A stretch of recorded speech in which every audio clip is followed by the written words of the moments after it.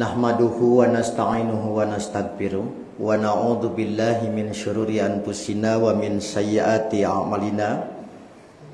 May yahdihillahu fala mudhillalah wa may yudlil fala hadiyalah. Wa asyhadu an la ilaha illallah wahdahu la syarikalah. Wa asyhadu anna Muhammadar Rasulullah alladzi la nabiyya ba'da amma ba'd. Faqala Allahu ta'ala fil Qur'anil Karim, a'udzu billahi minasy syaithanir rajim, innaman nasi'u ziyadatun fil kufr al-ayah. Wa qala Rasulullah sallallahu alaihi wasallam la adwa wala safar al-hadis. Sembah sujud pengabdian pamujaan tinuju wungkul ka Allah Rabbun Ghafur, nu maha welas nu maha asih nu neteskeun hidayah rahmatna ka sahabae nu ibadah nurutkeun galur rasulna. Hadirin ikhwatul iman, bapak-bapak, ibu-ibu serta para mujahid ilmu generasi baru, terkhusus para sesepuh dan senior jamiah. Alhamdulillah atas kudrah iradah serta inayah Allah Subhanahu wa taala, kita dapat kembali bersua dalam kajian berkala Keluarga Besar Persis Cangkuang melalui ikhtiar pimpinan Jamaah Persis dan Otonom di Gading Tutuk K2 beserta Qaimul Masjid Al-Kapah memasuki edisi Safar. Bapak Ibu yang dirahmati Allah, materi kajian sebagai lanjutan dari upaya telusur jejak petunjuk Zat Maha Ghafur dan pedoman Rasul sallallahu alaihi wasallam di balik putaran waktu dan peredaran zaman, khususnya dalam 12 bulan Hijriah, bulan Safar di antaranya. Mari kita awali kajian ini dengan menegaskan ulang pemaknaan bulan Safar. Bulan Safar adalah salah satu dari 12 bulan Hijriah yang berposisi setelah bulan Muharram. Safar sendiri berasal dari kata siper yang berarti kosong. Mengapa bulan setelah Muharram dinamakan Safar? Di antara sababul kurunyu atau latar belakang penamaan, karena saat itu Mekah kosong dari penduduknya ketika mereka bepergian. Dalam ungkapan lain, dinamakan bulan Safar karena para kabilah Arab pergi berperang dan merampas barang bawaan siapa saja yang ditemuinya, sehingga si pemilik barang koredas. Apa Bu koredas? Sorry Bang, itu bahasa Perancis itu. Jadi barang bawaannya ludes, maka Safar artinya ludes, hilang, habis. Demikian kira-kira Bapak Ibu penjelasan pakar bahasa Arab dan sejarah bangsa Arab Imam Ibnu Mandur di dalam kitabnya Lisanul Arab. Dan catat dan kurang lebih ada 12 jilid. Jadi kamus Arab ku Arab yang orang Arab saja harus belajar. Itu Lisanul Arab. Begitulah Bapak Ibu, sekali lagi pengertian dan latar belakang penamaan bulan kedua disebut Safar. Sehubungan Nabi Shallallahu alaihi wasallam mengingatkan, dan uniknya penyebutan bulan Safar disertai dengan penyebutan perkara lain. Misalnya dalam hadis Abu Hurairah yang diriwayatkan oleh Imam Al-Bukhari menggunakan redaksi yang pendek, Nabi bersabda, la adwa wala sofaro wala hamata. Tidak ada adwa. Terjemah sederhana adwa, tidak ada keyakinan adanya penyakit menular. Dua, wala sopar, tidak ada sopar. Terjemah sederhananya, menganggap bulan Sopar sebagai bulan sial atau keramat. Nanti kita uraikan. Yang ketiga, wala hamata, dan tidak pula hama. Keyakinan jahiliyah tentang reinkarnasi. Begitu teks hadis yang pendek dan terjemah sederhana. Nah, berkenaan dengan hadis ini, para ulama khususnya pensyarah kitab hadis telah memberikan beberapa penjelasan berhubungan dengan 3 kalimat di dalam hadis ini. Mudah-mudahan waktu memadai. Yang pasti kemampuan Amin Muhtar cukup untuk menelaah ketiga ungkapan. Tapi paling tidak 2 yang ingin dihadirkan berkenaan dengan yang pertama, makna la adwa. Kalimat la adwa, Bapak Ibu, dihadirkan untuk menolak dan meluruskan keyakinan jahiliyah bahwa penyakit menular dengan kekuatan alamiahnya sendiri tanpa ada kehendak dan takdir Tuhan.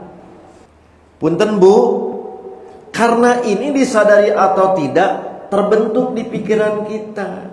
Siga urang punten alim ngajenguk entong cenah eta mah penyakitna menular. Yang paling prihatin lamun alim nepangan sepuh nyarira pedah kolot gering, nu geringna cek jelema teh menular. Kelah Bu, kusim kuring diterangkeun bagaimana gogoda urang ka sepuh jeung ka guru. Nalika sepuh jeung guru dianggap mengidap penyakit yang menular. Hadis ini menjadi ubar. Dah ya? Nah, maka Imam An-Nawawi misalnya menjelaskan berkenaan dengan ungkapan la adwa. Punten Bapak Ibu, tong ngicep, tong ngarenghap. Engke bisi salah hartos. Dah. Nafyu makanatil jahiliyatu tazumuhu wa ta'taqiduhu annal marada wal aha tuqdi bitabaiha la bi fi'lillah ta'ala. Hadis ini meniadakan apa yang diyakini masyarakat jahiliyah, bahwa penyakit dan cacat menular dengan dirinya sendiri, bukan atas kuasa ilahi. Berarti Bapak Ibu, sekiranya kita kumpulkan semua penjelasan para ulama, paling tidak ada 2 hal yang ingin dibedakan. Pertama, sebab lahiriah. Yang kedua, pencipta akibat. Tadi periogina tong icep ya Pak. Oke, salah terutama nempatkan tawakal. Pertama, sebab lahiriah. Kontak dengan orang sakit, mikroorganisme, udara, makanan, atau lingkungan tertentu dapat menjadi sebab terjadinya penyakit. Tetapi semata-mata sebab itu tidak berakibat gering kulantaran sebabnya. Karena Allah lah yang menimbulkan akibat dari sebab itu. Maka Allah menciptakan sebab, akibat, efek sebab, dan kemungkinan tidak berlaku sebab. Inilah yang nanti terasa pada saat doa Allahumma Robbanas. Gitu Bu, itu ispi antasapi gitu. Jadi orang mah ongkoh ngadoa eta tapi anggar ngedrop gitu. Ustaz, cenah ibu tetos ke dokter mana wae ibu? Atos alhamdulillah. Ubar geus sagadilob ari ngadoana Allahumma rabbana segera coba. Ta eta disebut tadi antara sebab dan pencipta sebab serta akibat. Sudah? Nah, karena itulah dalam akidah Ahlus Sunnah, api menjadi sebab terbakar. Api menjadi sebab terbakar. Makanan menjadi sebab kenyang. Obat menjadi sebab sembuh. Dan kontak menjadi sebab penularan. Tapi semua sebab itu bukan jadi kumane. Maka sebab bisa berakibat karena ada kuasa Allah. Mana Bu contohnya? Nah, itulah yang keluar dari hukum fisika, hukum kimia, hukum biologi seperti yang dilakukan yang terjadi pada Nabi Ibrahim. Diduruk nah Ibrahimna nu kuat atawa api yang keluar dari karakternya. Cek Quran dinginlah. Berarti sanajan api sebab membakar tapi nalika Allah berkuasa mah tidak berdaya. Siap Bu? Halo. Geningan cek simkuring Ibu. Manya Ibu geus 60 70 teu nyeri-nyeri tuur acan curiga gitu. Halo. Saja Ibu mah nepi kata dijag-jag. Sabaraha Bu 70 aneh. Gitu bawa-bawa ibu lain jelema gitu. Itulah yang disebut dengan sebab. Tapi apakah pedah ibu geus kolot tekedah aya ikhtiar sehat? Percuma kudu cenah ikhtiar sehat oge angeureun geus kolot teu kitu kan. Karena yang jadi sebab dan menciptakan akibat mah madaku Allah. Nah jadi nutong icalna teh keyakinan ka Allah. Apal ieu teh gitu. Penyakit paru sepuh urang. Kapan alat makan wae kudu misah. Halo. Saprak misah urang kena paru-paru. Halo. Sok aya deui geura Bu. Sok. Siga si Aden kamari DB. Aya kitu DB tina kotor. Disunuh sok beunang ku DB mah nu bararesi. Nah itu yang harus apa? Yang bahaya di urang teh ngendrok keyakinanana. Makanya kedokteran, pengobatan mahabu berbagai macam. Tapi rek pengobatan mana jeung obat malah ngedrop karena keyakinan. Tak itu yang bahaya.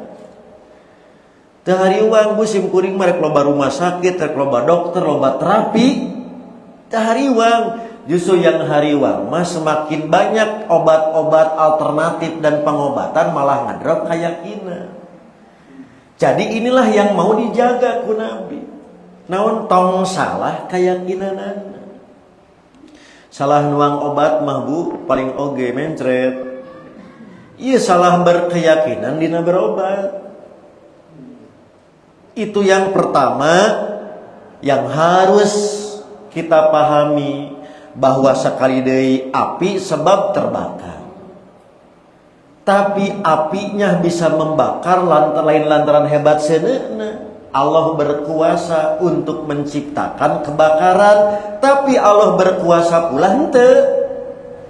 Ieu mah da ayeuna mah geus hese Bu meureun bumi na gitu Pak.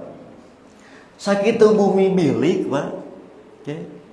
Cek bahasa ayeuna mah arus pendek. Sakitu teu puguh instalasi listrik na oke Bro. Terapi kamampuanna sakitu aman weh ieu kala ka imah gedong kahuruan jeung kaduruk cek logika kurang bahan bakarna da tembok beton malah tadi tah itu disebut cek simkuring lain hartina tadi senasan berarti sangeunahna sanes kan. Tapi sebab dan akibat itu bukan dengan dirinya sendiri kejadian, tapi Allah yang berkuasa. Nah maka dalam hadis yang lebih lengkap barulah Nabi membicarakan di mana posisi ikhtiar. Di akhir hadis Nabi mengajukan pertanyaan yang tidak perlu jawaban. Disebutna istifham inkari. Jadi saatos Nabi nyebutkeun la adwa, tidak ada penyakit yang bisa menular karena dirinya sendiri. Maka seorang Arab gunung bertanya, "Ya Rasulullah, wahai Rasulullah, bagaimana dengan unta-unta yang berada di padang pasir sehat, Bu? Lincah, bagaikan seekor kijang. Lalu nimbrung unta nu gering. Geningan cenah eta. Lamun teu aya penyakit menular, naha cenah onta nu sarehat gara-gara tadi milu kopdar unta nu gering gitu. Daun unta ge sakopdar tuh, Bu. Iya unta nu gering jauh milu, kalakah nu sehat jadi gering.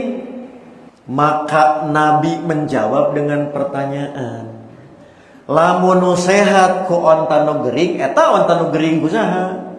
Kitu mah, sakade kenapa? Kata cenah kumaha Nabi, kapan asalna onta sehat datang cenah nu gering, jadi gering cenah onta nu sehat. Cek Nabi teh aya onta nu gering kusaha eta? Nah, maka Rasulullah tidak mengingkari pengamatan orang Badui bahwa setelah unta sakit bercampur dengan unta sehat, penyakit sering muncul pada unta-unta tersebut. Tapi Nabi bukan meniadakan fenomenanya, tapi Nabi mau mengoreksi kesimpulan akidahnya, yaitu jangan menganggap bahwa unta sakit memiliki kekuasaan kumanehna nimbulkeun gering kana unta sehat. Jadi aya jalmi nu kae ngahiji jeung nu gering terus gering, fenomena eta mah moal diicalkeun. Tapi bab keyakinanna nu kedah diluruskeun. Nah, oleh karena itulah Bapak Ibu, maka Al-Hafidz Ibnu Hajar menjelaskan, apabila dikatakan unta pertama tertular dari unta yang lain, pasti bakal muncul pertanyaan unta nu lain di mana, bakal terus menerus. Pasti nggak akan pernah menyelesaikan masalah. Cuman satu jawaban akhirnya, yaitu bahwa penyakit pertama terjadi karena Allah lah yang menciptakan. Nanggu bahasa nama di tracking, malah beres di tracking mah gitu.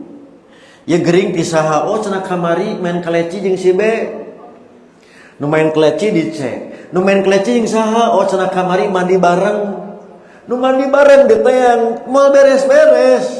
Da bakal kitu. Maka dikembalikan kepada siapa yang berkuasa. Allah lah yang menciptakan. Berarti bukan semata-mata karena pedah barangna nu gering nu sehat gitu.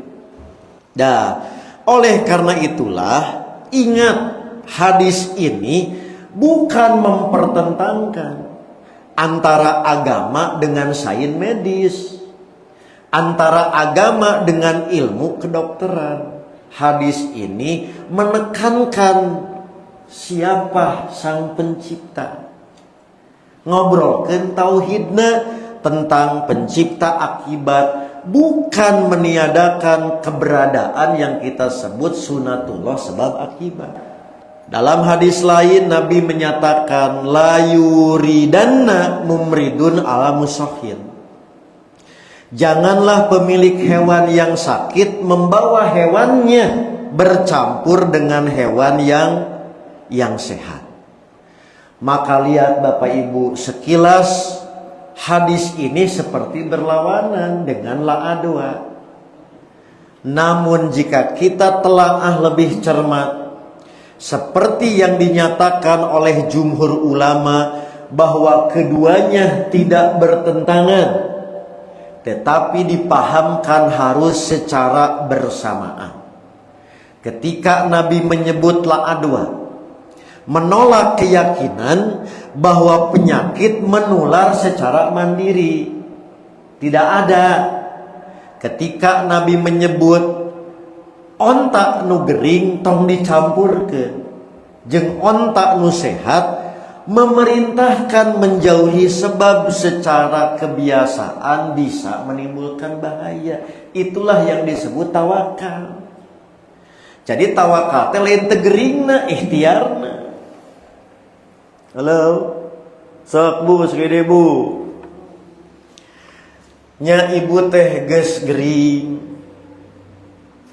Terus digering-gering. Maot we, rugi hirup. Keur mah pondok umur urang teh Pak. Gara-gara Bu, umur teh pondok, ripuh ku penyakit, terus diripuh-ripuh. Watir deh gitu. Sok mah sakali deui. Jadi cek saha diobat nyageurkeun. Maka cek Nabi teh tam dicampur ke nu sehat jeung nu gering, teh eta teh ikhtiar bukan menyembuhkan. Maka yang namanya tawakal itu bada ikhtiar. Tah nu jadi ibadah teh ikhtiar. Mata ibu tong sok nyalahkeun dokter. Sing lempeng tauhid di bumi kene. Naon Bu? Cek sepuh mah ngajojodo. Sok berjodoh ka obat iku dokter ieu urang mah geur cager. Ternyata tetangga urang mah kalakah maot ku dokter eta. Begitu pas urang teh naroskeun ka mana cenah dokterna, ulah kadinya nu kamari ge maot. Teh bakal kitu, sami siga kanu ubar Bu. Ibu kulantaran tadi ketergantungan ku aon Bu dagorin. Apa dagorin Bu? Ku oskadon weh hiji saat teh make obat nu lain teh eueuh ngaruh. Padahal sanes obatna geus kadung cara berpikirna anu kaganggu.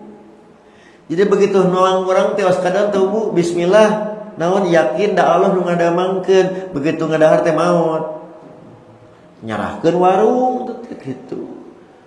Oh cenah ieu mah kadaluarsa gitu. Makanya dijualnya geus 10 tahun kakara dijual aja gitu. Justru itu yang ingin ditiadakan. Jadi hadis nu kahiji mah tadi nyangkut tauhid, nu kadua mah ikhtiar. Nah ikhtiar itu bukan menjadi penyebab kesembuhan atau maut. Ima pembuaya kesepuhan bari pidoakeun nya punya nya doakeun. Doakeun ya Bu. Kan persis teh nampi enak teh Pak hibah kamu rumah sakit gitu anu kapayun teh 350 miliar rencana.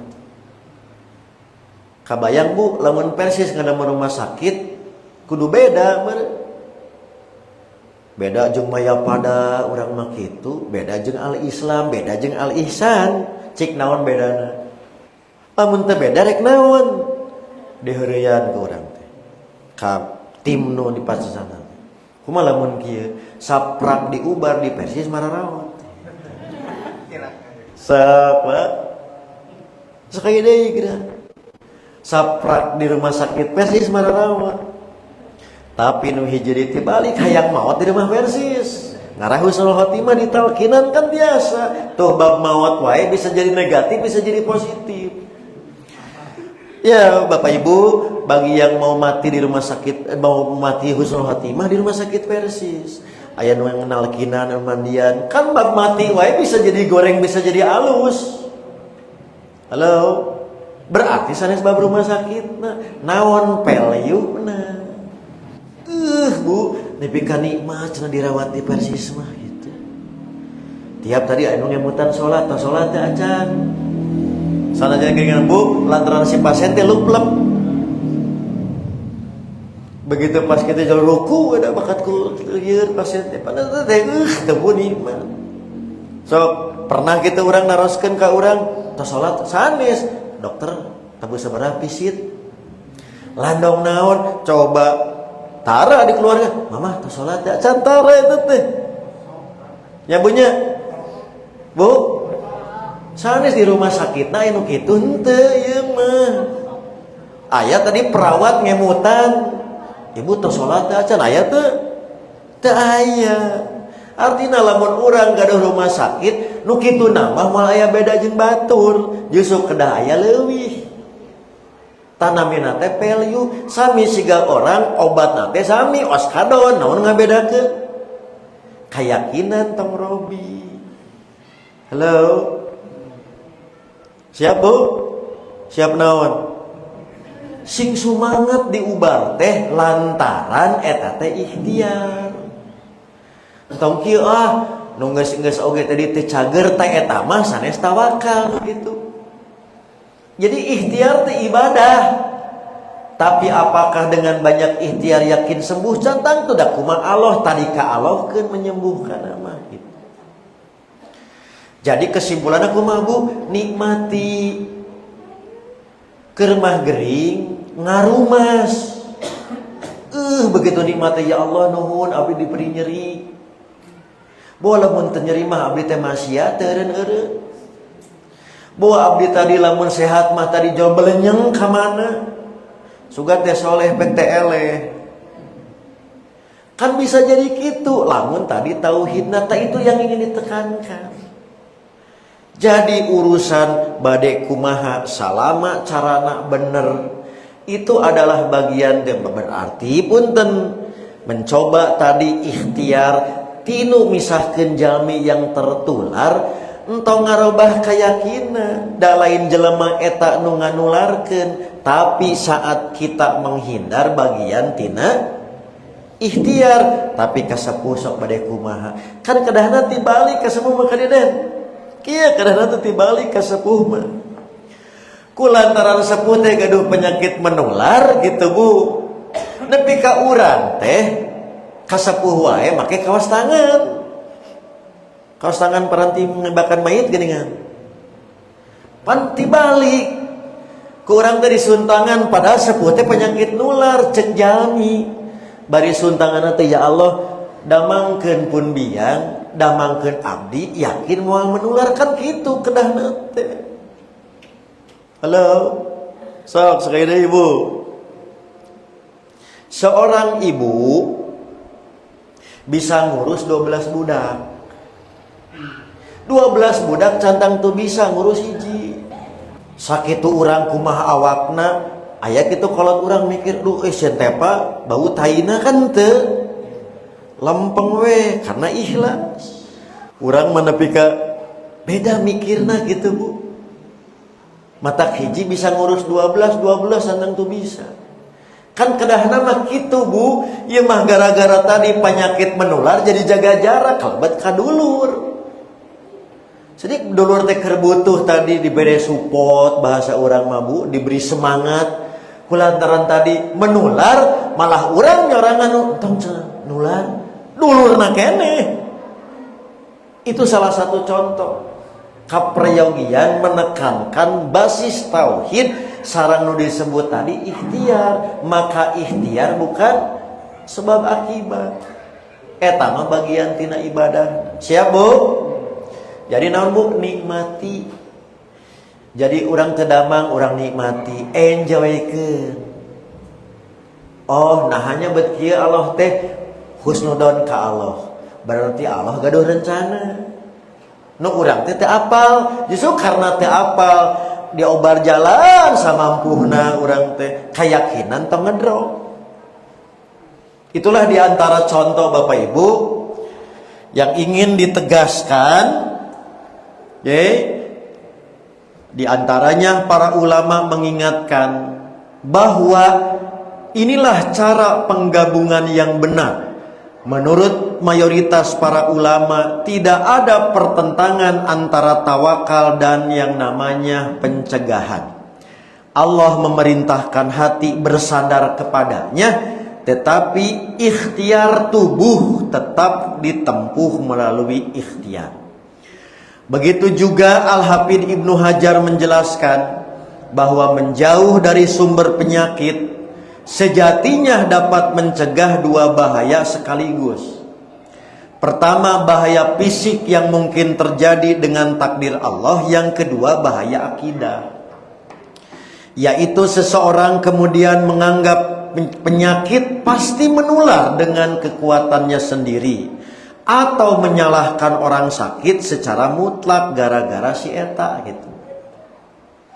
Maka sebagai contoh penutup, ikhtiar memakai masker ketika tadi empelu, melakukan isolasi, mengikuti arahan medis, tidak mencampurkan hewan sakit dengan hewan sehat, menghindari sumber wabah bukanlah kelemahan.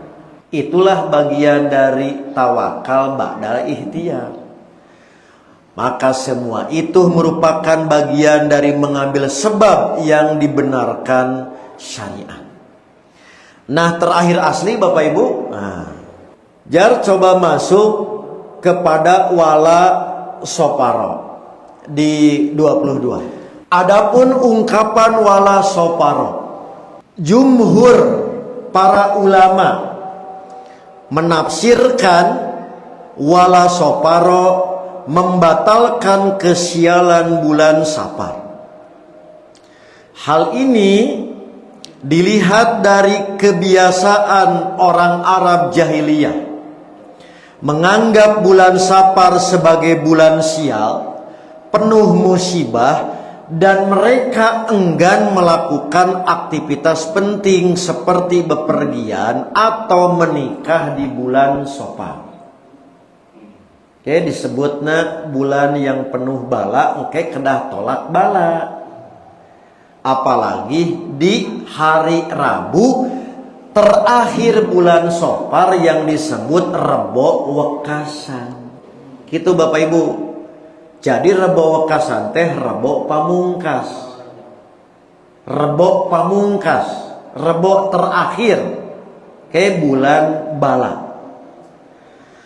Nah, maka Imam Abu Daud meriwayatkan penjelasan Muhammad bin Rashid, sami'na anna ahlal jahiliyah kanu yatasha amuna bisofar. Kami mendengar bahwa masyarakat jahiliyah menganggap sofar sebagai pertanda buruk atau sial. Maka diluruskan oleh Nabi keyakinan itu dengan menyatakan la sofaro, tidak ada kesialan di bulan Safar. Maka Imam Ibnu Rajab menguatkan makna demikian. Di antaranya watasya'umu bisofar min jinsin tiyaroh al-manhi anha. Menganggap sial bulan Safar termasuk tiyaroh, khurafat, takhayul yang terlarang. Begitu juga para ulama di abad modern, bahkan abad sekarang. Misalnya Syekh Sholih Al-Syekh. Beliau menjelaskan bahwa mayoritas ulama berpendapat makna utama hadis ini meniadakan kesialan pada bulan Safar. Beliau mengatakan tasya'uma la tasya'uma bisofar wa huwa asyahrul al-ma'ruf alladzi nastaqbilu ayyamah. Wala Safar adalah tidak ada kesialan pada bulan Safar, yaitu bulan yang kita kenal dan kita jalani hari-harinya. Tak lupa Syekh Abdul Aziz bin Baz menegaskan bahwa hadis ini bertujuan membatalkan keyakinan jahiliyah bahwa benda-benda tertentu atau waktu-waktu tertentu bisa membawa kesialan dengan sendirinya. Maknanya adalah membatalkan apa yang diyakini oleh orang-orang jahiliyah bahwa sesuatu itu menular dengan sendirinya. Maka beliau Nabi mengabarkan kepada mereka bahwa hal itu batil, dan bahwa yang mengatur alam semesta hanyalah Allah semata. Demikianlah Bapak Ibu catatan untuk ungkapan yang kedua. Selain la adwa, juga wala soparo. Mari kita lihat apa yang Nabi khawatirkan. Anggap 1400 tahun yang lalu. Saat akidah umat tidak terjaga, pola pikir umat tidak terpelihara, apa yang Nabi khawatirkan jadi kenyataan. Di kalangan umat Islam, Bapak Ibu, tidak terkecuali kontribusi hadis dhaif dan palsu yang menggeser keyakinan umat Islam, merubah kiblat pemikiran dalam keyakinan nucek orang gading tutuka pantrangan duka ke orang Sumedang poe naon geuningan tong indit lantaran lamun bisnis moal payu gitu. Jadi Nabi itu 1400 tahun yang lalu sudah mengingatkan. Nah, saya ambil contoh Bu, ini yang menyebar di umat Islam. Oke, contoh keyakinan bahwa orang yang memberitakan kedatangan bulan Safar tidak akan masuk neraka. Tersebar luas broadcast di masyarakat Bu, menyebar melalui medsos dan grup WhatsApp tentang kedatangan bulan Safar, tepatnya jam 12 malam. Datangnya 1 Safar maka Rasul bersabda gitu.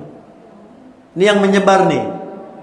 Barang siapa yang memberitahukan berita 1 Safar kepada yang lain, maka haram api neraka baginya. Dan tolong baca sebentar kita berzikir mengingat Allah. Apalkan Bu? Subhanallah walhamdulillah wala ilaha illallah Allahu akbar la haula wala quwata illa billahil aliyil azim. Sebarkan. Anda akan membuat beribu-ribu manusia berzikir kepada Allah. Dan tolong baca sebentar saja kita berzikir mengingat Allah. Subhanallah walhamdulillah wala ilaha illallah Allahu akbar la haula wala quwata illa billahil aliyil azim. Sebarkan. Anda akan membuat beribu-ribu manusia berzikir kepada Allah. Amin, amin, ya robbal alamin. Itulah yang menyebar. Cacakan Nabi teh geus ngemuta 1400 tahun yang lalu. Nah, maka sebagai catatan Bapak Ibu, ucapan yang disandarkan kepada Nabi, kabarkan kedatangan Safar, tak gitu. Nabi bersabda, mun Safar sumping bejakeun gitu. Telah menyebar luas ke masyarakat dan tanpa ada keterangan siapa sumbernya dan siapa pembuatnya. Tapi menyebar atas nama Nabi. Maka hal ini sangat membahayakan akidah kaum muslimin. Selain meyakini satu ucapan yang dinisbatkan Nabi padahal Nabi ternyebar, maka inilah yang dikhawatirkan oleh para ulama, bahwa ucapan demikian bukanlah hadis. Tidak terdapat dalam kitab-kitab hadis yang muktabar, sehingga haram hukumnya menisbat kepada Nabi dengan mengatakan Nabi bersabda. Maka hadis palsu yang semisal dengan ucapan ini telah ditelusuri, dideteksi oleh para ulama sebagai hadis palsu. Nah, awal nama kieu Bu hadis nate yang disebutkan ka Nabi. Man basyaroni bi khuruji Safar basyartuhu bil jannah. Siapa saja yang memberitakan kabar gembira kepadaku dengan munculnya bulan Safar, niscaya aku beritakan kabar gembira kepadanya dengan masuk surga. Hadis awalnya gitu Bu, ditambih-tambih keur mah nu asalna ge wadul gitu. Dibumbuan super wadul. Bu. Nah, jadi itulah contoh yang pertama. Oke, sampai segitu masifnya. Dua, keyakinan bahwa bulan Safar, bulan Sial dan sholat tolak bala, terutama di hari Rabu akhir Safar yang disebut Rebo Wekasan. Sebagian orang berkeyakinan bahwa bulan Safar, bulan yang kedua tahun Hijriah adalah bulan Sial, bulan penuh bala, sehingga tidak banyak pernikahan dan acara bepergian serta aktivitas lainnya digagalkan. Hal ini berdasarkan sebuah keyakinan bahwa tiap hari Rabu terakhir bulan Safar diturunkan 320.000 bencana. Sehingga hari itu diyakini hari tersulit dalam satu tahun. Maka untuk tolak bala pada hari Rabu akhir bulan Safar dilakukan sholat sunat waktu duha sebanyak 4 rakaat dengan 1 kali salam. Apalkan bu bacaan anak. Setiap rakaat dibaca surat Al-Fatihah 1 kali, dilanjut dengan Al-Kausar 17 kali, dilanjut dengan Kulhu 50 kali, ditutup dengan Muawwidatain Falak Binas 1 kali. Hitung seberapa jumlahnya, dikali 4 leneng kan. Nah, maka setelah salam dianjurkan membaca wallahu ghalibun ala amri walakinna aksaronas layak lamun, dibaca 360 kali. Setelah itu membaca sholawat Jawharatul Kamal 3 kali, diakhiri dengan bacaan Subhana rabbika rabbil izzati amma yasifun wassalamun alal mursalin walhamdulillahi rabbil alamin. Surat As-Saffat 120 sampai 180 sampai 182. Apa khasiatnya?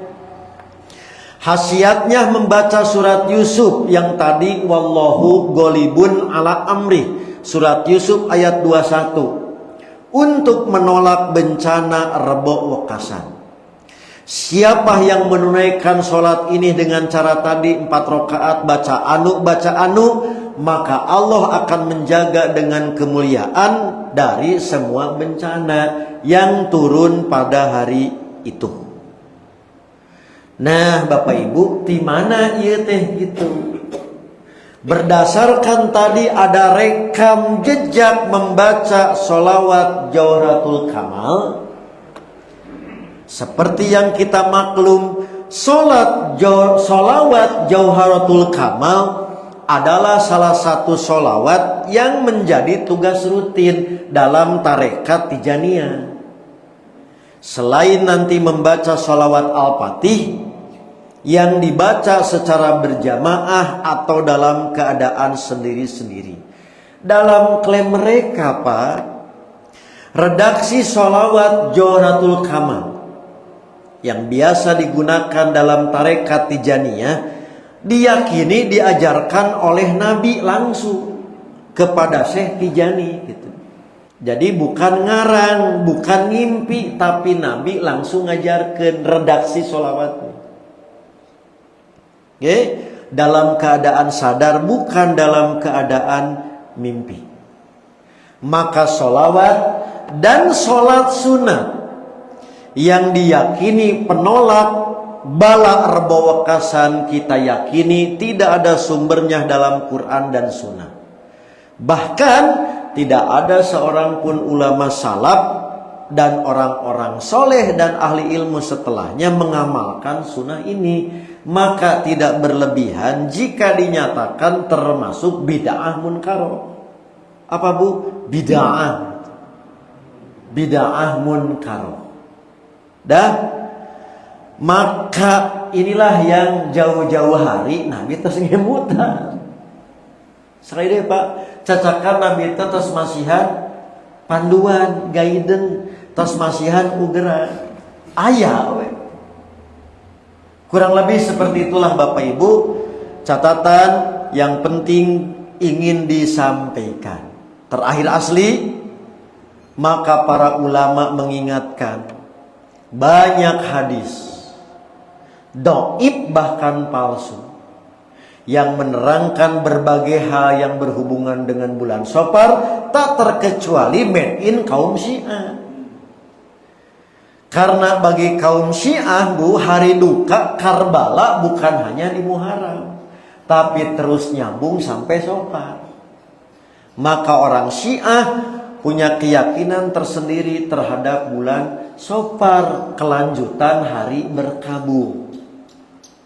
Inilah Bapak Ibu hal-hal yang ingin disampaikan. Mudah-mudahan saat kita masuk di bulan Safar, keyakinan akidah kita tetap terselamatkan.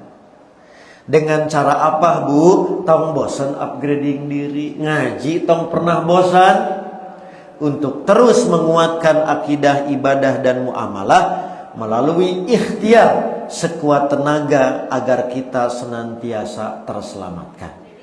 Akhirnya Bapak Ibu, karena lapar jua yang memisahkan kita gitu.